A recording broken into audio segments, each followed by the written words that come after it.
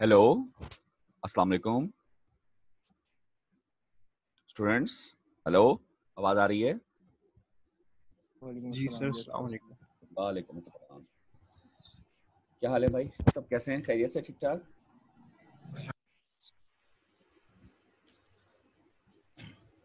अच्छा, मैं attendance call कर रहा हूँ आप लोगों की। स्टार्ट करते हैं, फिर आगे का लेक्चर स्टार्ट करते हैं।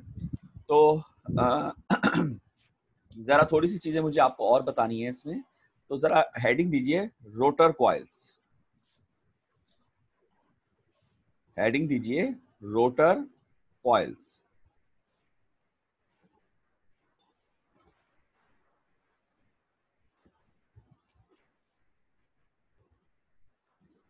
Rotor coils. अच्छा, कॉपीज सबके पास होनी चाहिए खुली हुई, और कैलकुलेटर, पेन वगैरह ये सब होना चाहिए। Rotor coils.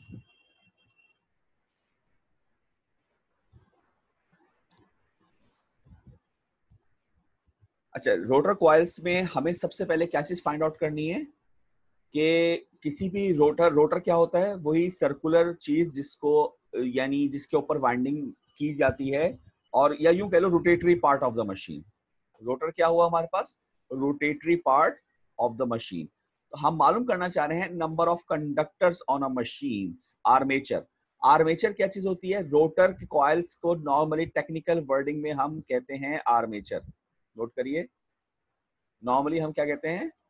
आर्मेचर। तो हम यहां पे हम फाइंड आउट करेंगे number of conductors on rotor coil, that is armature. ये नोट कर लीजिए, दैट इज आर्मेचर। वो क्या कहलाता है हमारे पास? आर्मेचर। अच्छा, कैसे कैलकुलेट करूंगा मैं? ये मैं इसका फॉर्मूला लिखवा रहा हूं। Z equal to 2 times of C of C into NC।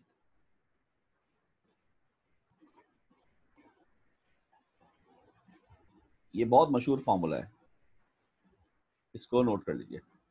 2C NC, 2C NC।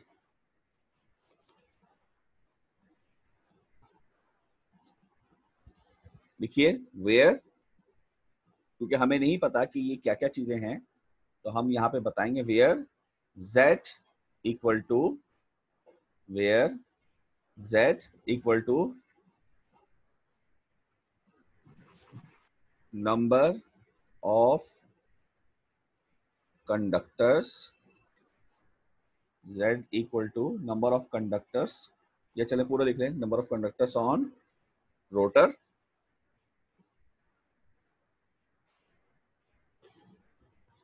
और C क्या होगा? Number of coil, number of coils on rotor, और NC तो आप सब जानते ही हैं। क्या होता है NC? NC क्या होता है? Number of turns. बिल्कुल सही, number of turns per coil. ये है number of turns per coil. तो Z हो गया नंबर ऑफ कंडक्टर्स। ये क्यों हम कर रहे हैं? आपको याद होगा जब हमने सिंपल मशीन में EMF का फॉर्मूला निकाला था, तो E इंड्यूस बराबर किसके आया था? 2/पाई इंटू 5 इंटू ओमेगा। याद है आप लोगों को? जल्दी से बताओ भाई, ये याद है? जी सर। तो इसमें हमारे पास ये क्या चीज थी? ये क्या चीज थी? 2/पाई। क्या है ये?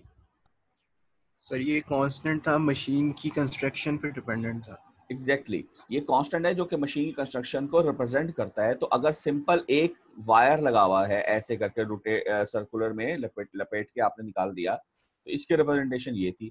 मगर अगर यहाँ पर नंबर ऑफ कॉइल्स और बहुत यानी सिंपल यानी यानी जो रियल लाइफ की मशीन है उसकी जाहिर कंस्ट्रक्शन काफी कॉम्प्लेक्स होती है, तो उसको बनाने के लिए हमें कुछ इस तरह के फॉर्मूलों की जरूरत होगी, जिसमें हम सबसे पहले तो ये चीज कैलकुलेट करेंगे number of conductors on a rotor कितने हैं।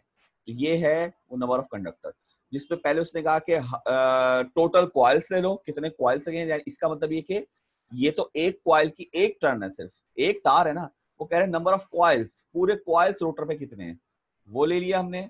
फिर हर कॉइल की टर्न कितनी है वो उससे मल्टीप्लाई कर ली। इसको हम नंबर ऑफ कंडक्टर्स कह रहे हैं, मगर साथ में हमने 2 टाइम्स का है। ये 2 टाइम्स हमने क्यों कहा है? 2 टाइम्स हमने इसलिए कहा है क्योंकि इस मशीन में हमारे पास दो तरफ दो साइड्स साइड्स। होती हैं। एग्जैक्टली बिल्कुल एआरआर ने ठीक कहा कि कल हमने देखी थी ये बात कि हमारे पास जो दो साइड्स थी, एक ये वाली और एक ये वाली, वो एक्टिव थी। कल हमने देखे थे ना, दो इंडक्टर्स बने हुए थे और दो साइड्स हमारे पास नॉन एक्टिव होती हैं, क्योंकि इसमें हमने देखा था डिराइव करके कि यहाँ पर हमारा रिजल्ट जो आता है वो हमेशा क्या आता है? 0 आता है। तो हमारे पास हर तरह हर हर यानी वायर की दो साइड्स एक्टिव हैं। तो इट मींस जो भी चीज हो रही है वो इस तरफ का कंडक्टर, और हम जब ट्वाइस करेंगे तो दूसरी तरफ का कंडक्टर भी फाइंड आउट होगा। तो ये 2 इस चीज को रिप्रेजेंट कर रहा है। तो इसको नोट कर लीजिए जल्दी से। यानी कि इसको अगर आप जुमला लिखना चाहें तो आपकी बुक में एक वर्ड इस्तेमाल किया गया है, each side of a turn is called a conductor. Each side of a turn, ये मैं लिख देता हूं, चले। Each side of a turn is called a conductor. Is called a conductor. Each side of a turn is called a conductor. यानी कि जो जो टर्न है ये, यानी कि जैसे ये टर्न दिखाई थी उसकी हर साइड एक कंडक्टर कहलाएगी। तो अगर एक टर्न मौजूद है तो एक टर्न में कितने कंडक्टर होंगे बताइए? एक टर्न में कितने कंडक्टर होंगे? 4। नहीं नहीं, 4 तो नहीं है, एक्टिव साइड्स की बात की जा रही है, शायद आप इस साइड से कंफ्यूज होंगे। ईच साइड से मुराद है ये साइड। ये क्योंकि ये जो है ना, ये साइड नहीं है, टॉप बॉटम होते हैं ये लेफ्ट राइट साइड है, ये लेफ्ट साइड है, ये फ्रंट साइड है, ये बैक साइड है, ऐसे कह लें चले। Right side, left side, front side, back side, या टॉप बॉटम। तो ये तो नॉन एक्टिव है ना हमारे पास, एक्टिव तो सिर्फ ये साइड्स हैं, राइट साइड, लेफ्ट साइड। तो ये इसको कह रहा है each side of a turn is called a conductor. यानी कि जो एक्टिव हैं वो वाली साइड्स कंडक्टर कहलाएंगे। तो यहाँ पर एक टर्न में हमारे पास दो कंडक्टर्स है, एक टर्न में हमारे पास दो कंडक्टर्स है। इसको नोट कर लीजिए। ओके, ये एक इंपॉर्टेंट फॉर्मूला है। इसके अलावा एक और बहुत बड़ा इंपॉर्टेंट फॉर्मूला है, वो भी मैं आपको लिखवा रहा हूँ, उसको भी लिख लीजिए। या चले मैं पहले हेडिंग दे देता हूँ, इलेक्ट्रिकल। ये हेडिंग बुक में तो नहीं है, अपनी तरफ से दे रहा हूँ मैं, इलेक्ट्रिकल एंगल, बस ऐसे समझने के लिए।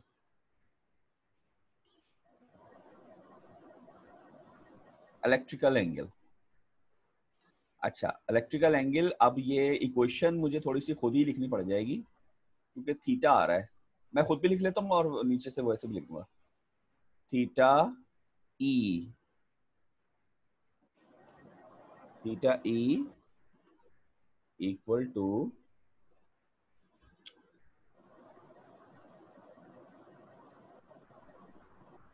ई बाई 2 थीटा एम।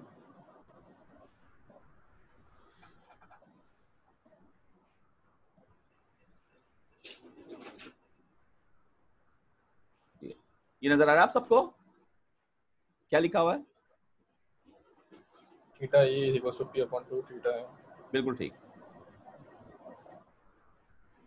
वेयर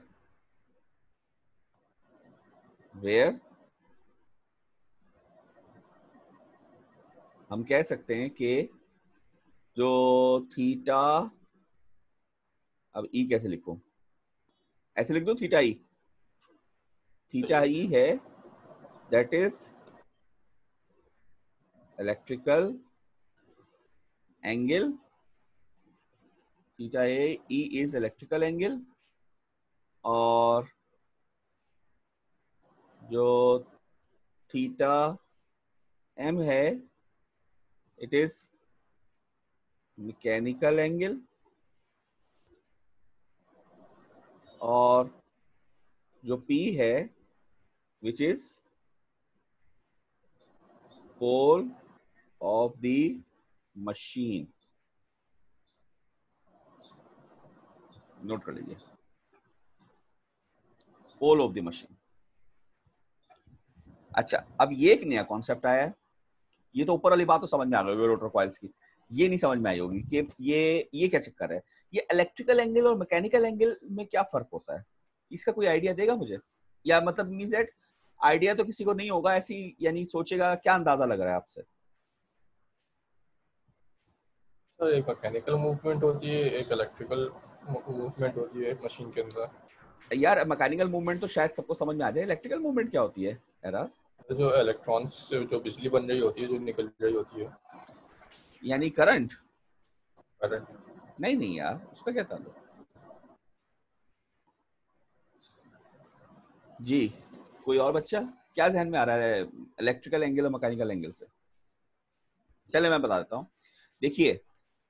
देखिए हमारे पास अगर सपोज दैट ये एक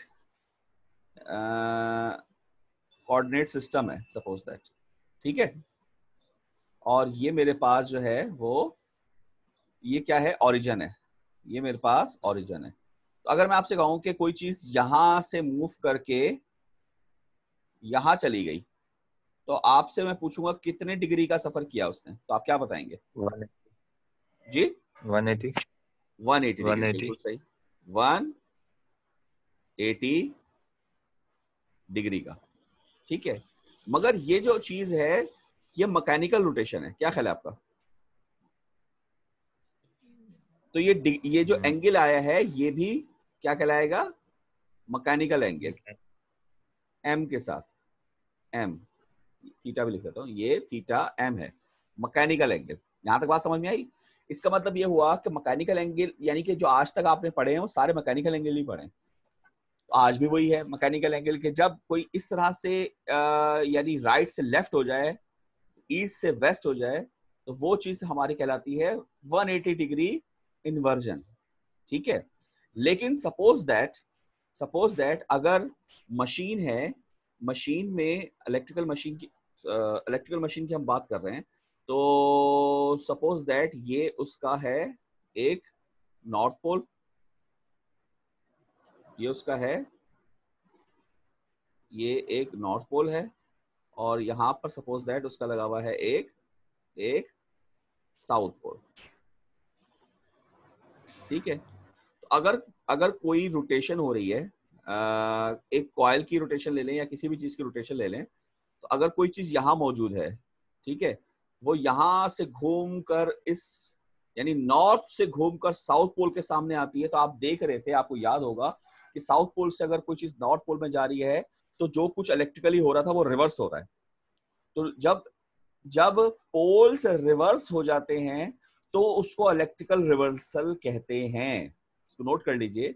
जब पोल रिवर्स हो जाते हैं तो उसको इलेक्ट्रिकल रिवर्सल कहते हैं। तो अगर इलेक्ट्रिकल रिवर्सल ये है तो इट मींस हमारे पास इसको हम कहेंगे इलेक्ट्रिकल 180 डिग्री। क्या कहेंगे इसको? Electrical 180 degree. तो ये चीज कहलाएगी थीटा ई, थीटा ई, और यहां पर वो कितनी है? 180 डिग्री। इसका मतलब आसान अल्फाज में अगर मैं इसको समराइज करूं तो मैं कह दूंगा ऑपोजिट पोल्स इज 180 डिग्री। क्या ख्याल है आपका? सर ये बात ऑपोजिट समझ में नहीं पोल्स आई इतनी। Is 180 degree. बता तो रहा हूँ, opposite poles is 180 degree. Sir opposite poles कैसे होते हैं? नॉर्थ और साउथ। और कैसे होते हैं? तुम ऑपोजिट पोल्स नहीं कभी सुना वर्ड? भाई नहीं दो ही सर, दो ही तो पोल होते हैं यार, एक नॉर्थ पोल होता है एक साउथ पोल होता है, तो दोनों ऑपोजिट नहीं है। अगर एक जैसे पोल होंगे तो वो नॉर्थ नॉर्थ होंगे, उसको कहते हैं सेम पोल। सेम पोल का मतलब एक जैसे पोल, और ऑपोजिट पोल का मतलब अलग अलग पोल। ऑपोजिट पोल्स तो वो दो ही तो हैं, नॉर्थ पोल और साउथ पोल। तो जब भी ऑपोजिट पोल्स की तरफ जाएंगे आप, यानी नॉर्थ से साउथ जाएंगे या साउथ से नॉर्थ जाएंगे, तो इलेक्ट्रिकली 180 डिग्री रिवर्सल होगा। ठीक है सर। अब आप ये देखें कि सपोज दैट मैं आपको एक और मशीन देता हूं जिसमें फॉर एग्जांपल मैं या बल्कि एक छोड़े ना, फॉर्मूला देख लेना, ये फॉर्मूला लिखा हुआ था आपके सामने। इसमें देखें P/2 थीटा m है, तो यहां पर कितने पोल्स हैं? तो दो। तो अगर मैं यहाँ पे सब्स्टिट्यूट करूं तो क्या आंसर आएगा? इक्वल हो जाएगा मैकेनिक। तो इक्वल इस वक्त अगर आप देखें तो केस इक्वल नहीं है क्या? है ये सर। ये मैकेनिकल है और ये इलेक्ट्रिकल है। तो अगर दो पोल्स होंगे तो यहाँ पे मैं 2 रखूंगा तो 2 से 2 कट जाएगा, तो हमारा थीटा m और थीटा e जो है वो कैसे आ जाएंगे? इक्वल आ जाएंगे। क्या ख्याल है? ठीक है ना। अगर मैं कहूं आपसे फॉर एग्जांपल 4 पोल है तो क्या होगा? सपोज दैट 4 टू पोल है टाइम्स हो जाएगी। तो क्या होगा? यानी कि बना लेते हैं सपोज दैट यहां पर मैंने रखा नॉर्थ, ठीक है जी। एक पोल मैं यहां पे रख लेता हूं, ये हो गया मेरे पास साउथ। फिर एक पोल मैं यहां रख लेता हूं, ये हो गया मेरे पास नॉर्थ। और फिर मैं एक पोल यहां रख लेता हूं, ये हो गया मेरे पास साउथ। ठीक है जी। अब अगर कोई चीज रोटेट करेगी इसके अंदर, कोई चीज रोटेट करेगी इसके अंदर, तो सपोज दैट अगर वो यहां से रोटेट करके यहां पहुंचती है, तो क्या ऑपोजिट पोल नहीं मिल गया उसको? मिल गया। ये नॉर्थ है ये साउथ है, तो ऑपोजिट पोल मिल गया कि नहीं मिल गया? यस और नो? भाई जवाब दीजिए, मिला कि नहीं मिला? Yes sir. तो ये मैकेनिकल कितनी रोटेशन हुई है? Mechanical 90 degree. 90 डिग्री हुई है। और इलेक्ट्रिकल कितनी हुई है? 180। 90 डिग्री। ये मैकेनिकल है। और इलेक्ट्रिकल कितनी हुई है? 90। Electrical 90 180 degree. इलेक्ट्रिकल कितनी हुई है? 180 डिग्री। 180 डिग्री। सर 180 कैसे?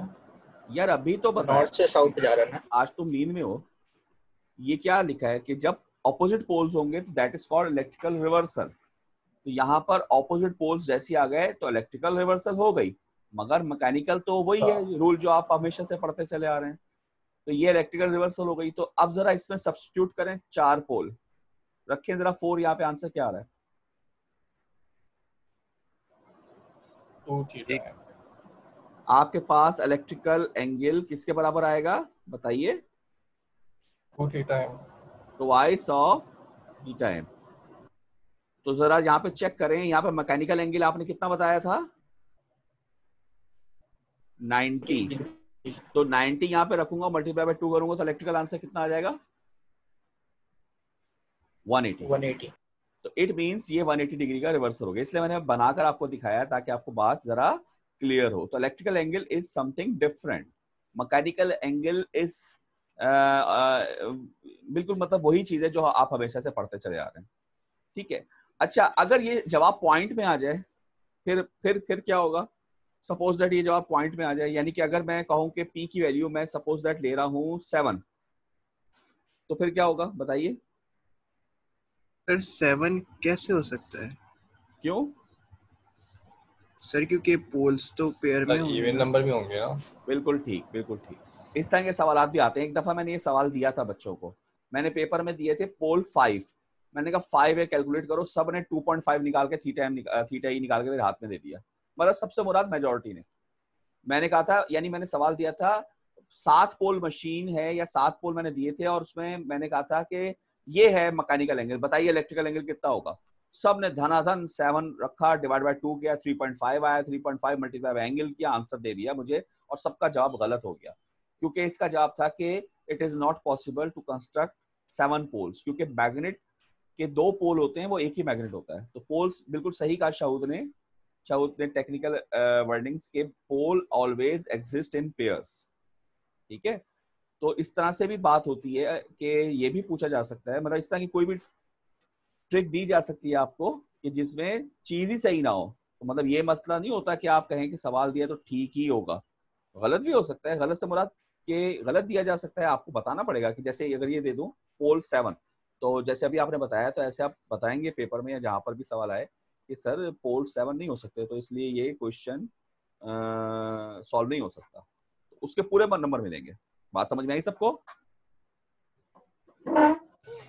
अच्छा जी, यहां तक सबको क्लियर है? इसमें कोई सवाल?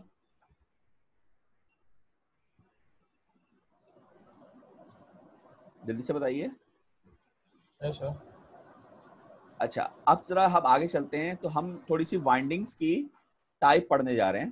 तो हेडिंग दीजिए टाइप्स ऑफ वाइंडिंग्स, हेडिंग दीजिए types of windings.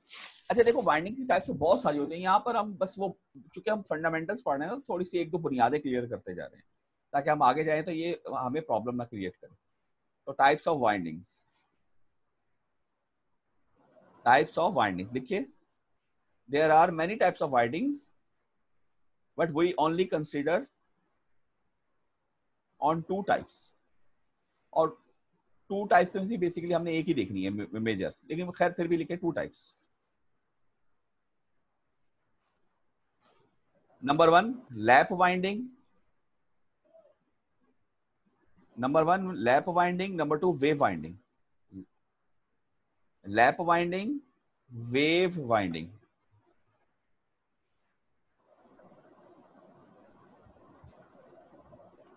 Lap winding, तो ये आप लिख दें। वेव वाइंडिंग दे दूंगा अभी मैं, लिख लें पहले।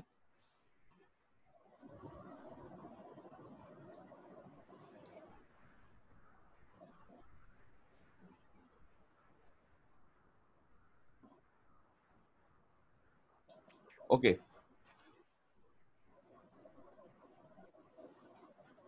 ये मैं बंद कर रहा हूं, लेक्चर की स्लाइड लगा रहा हूं। तो ये है पहली लैप वाइंडिंग, ये है पहली लैप वाइंडिंग।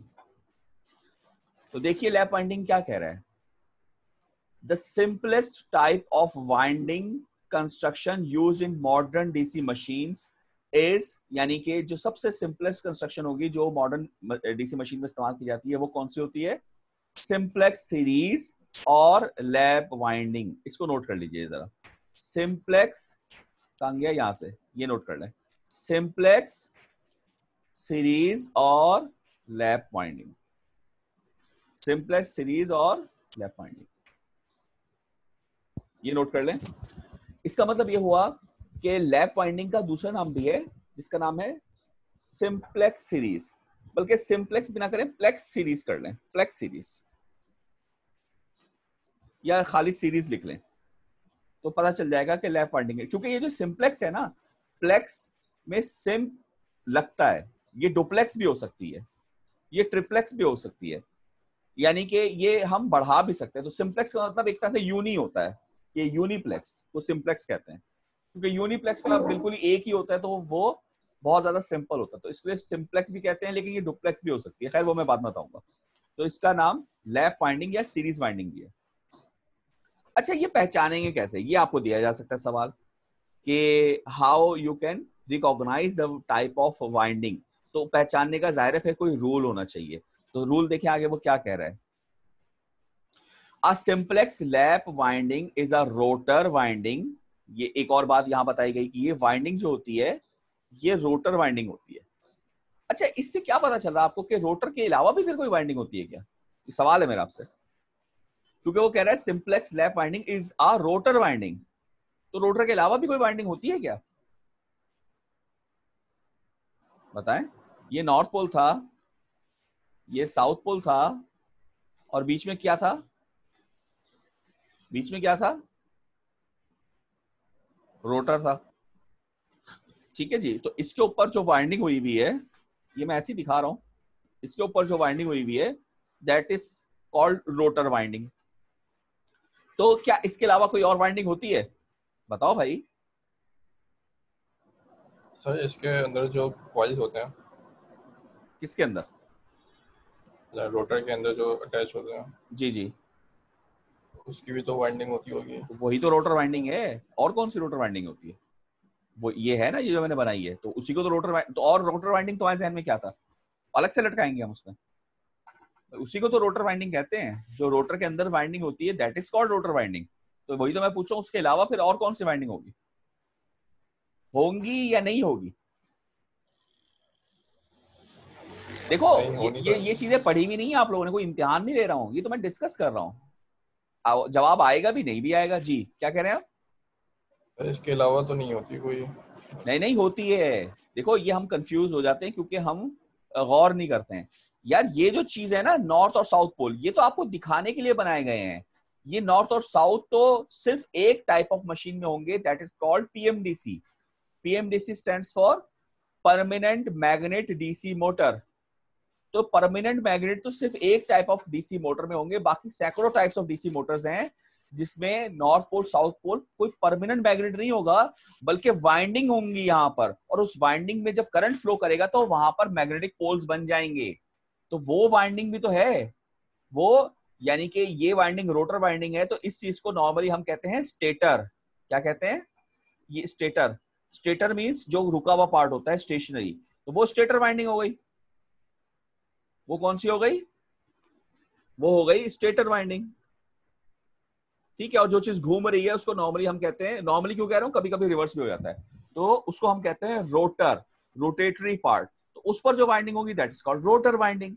अच्छा, टेक्निकल जो नाम आगे चल के आप लेंगे, क्योंकि आगे चल के पूरा चैप्टर आप जो पढ़ेंगे तो ये रोटर वाइंडिंग स्टेटर वाइंडिंग ऐसे नहीं कभी बोलेंगे आप, हमेशा एक टेक्निकल नाम लेंगे। बल्कि लिख देता हूँ, चलें यहाँ पर, यहाँ मैं लिख देता हूँ क्योंकि आगे चल के आएगा। तो रोटर वाइंडिंग को हम कहेंगे आर्मेचर वाइंडिंग्स, क्योंकि रोटर वाइंडिंग्स को अभी हमने नाम पहले भी देखा था आर्मेचर का, आर्मेचर वाइंडिंग्स कहते हैं। और जो स्टेटर पे जो फील्ड बना रही होंगी दैट आर कॉल्ड फील्ड, ये क्या लिख दिया मैंने, field windings.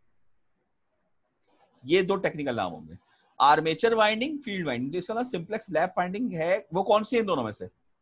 Simplex lap winding कौन सी होगी? Armature winding. Armature winding. तो फील्ड वाइंडिंग भी है, तो ये टाइप बता रहे हैं, rotor winding means armature winding, field winding नहीं है। ओके आगे चलिए।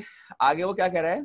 कंसिस्टिंग ऑफ कॉइल्स, कहाँ गया, हाँ, containing one or more tons of wire with the two ends of each coil coming out at adjacent commutator segment। ये है पहचान एक, ये adjacent commutator segments, यानी कि जब कम्यूटेटर सेगमेंट्स होंगे, फॉर एग्जांपल ये बहुत सारे सेगमेंट्स में बना देता हूं, जैसे आपने कल देखा था वो रोटेटरी देखे थे, रोटेटरी बना दो या सीधे सीधे बना दो, उसमें कोई मसला नहीं है, वो तो सिर्फ समझाने के लिए बना रहा हूं।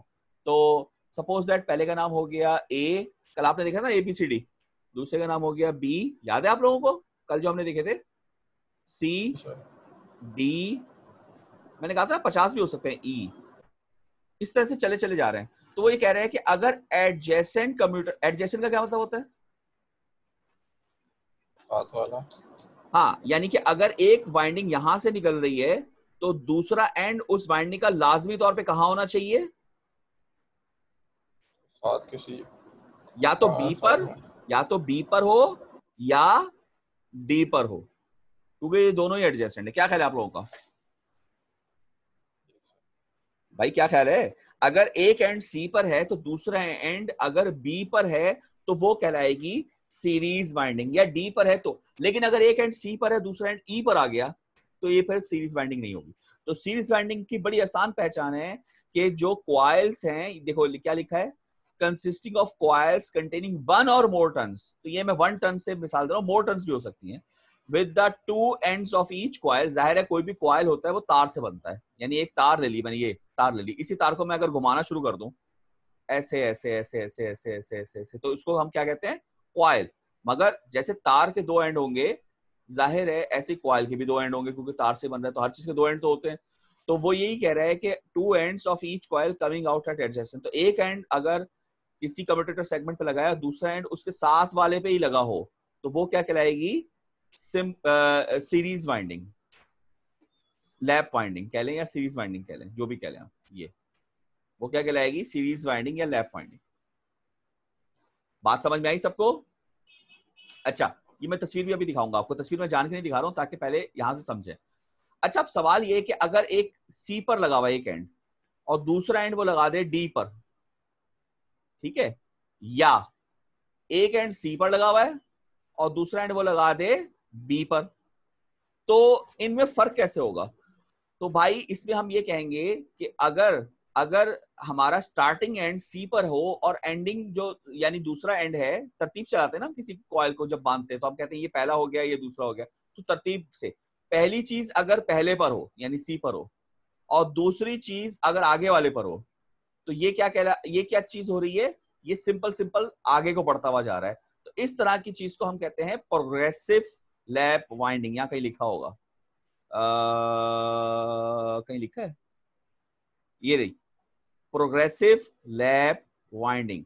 लेकिन अगर इसका उल्टा हो कि स्टार्टिंग एंड अगर फॉर एग्जांपल ये सी है, ये डी है, ये बी है, जैसे वहां दिखाया था, ये बी है, ये सी है, ये डी है, ठीक है जी, और आपका ये कॉइल है, ये कॉइल है, सपोज दैट ये कॉइल है, तो आप कहोगे इस एंड को मैं यहां से लगा दूं और इस एंड को मैं यहां से लगा दूं, तो ये आपने उल्टा लगा दिया कि यहां से स्टार्ट किया था तो अगला एंड इसका डी पर होना चाहिए था, लेकिन बी पे लगा दिया। तो इस तरह की वाइंडिंग हमारे पास कहलाएगी retrogressive lap winding. Retrogressive lap winding, तो अगर आगे को बढ़ती हुई है तो प्रोग्रेसिव, और अगर उल्टी जा रही है तो दैट इज कॉल्ड रेट्रोग्रेसिव।